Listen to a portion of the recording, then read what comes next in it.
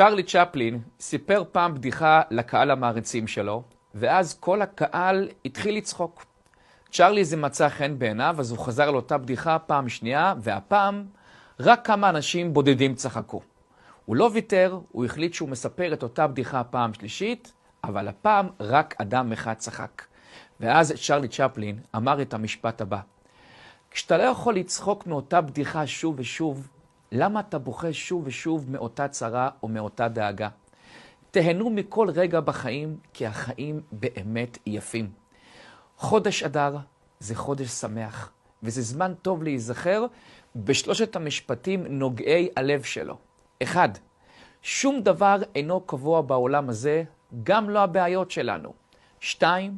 הוא בא ואמר, אני תמיד אוהב ללכת בגשם, כי ככה אף אחד לא יכול לראות את דמעותיי. 3. תזכרו טוב, היום הכי מבוזבז בחיי האדם זה יום בו לא צחקנו. תמשיכו לחייך ותעבירו את הסרטון הזה לכל מי שהייתם רוצים לראות אותו מחייך ומאושר. חודש אדר שמח.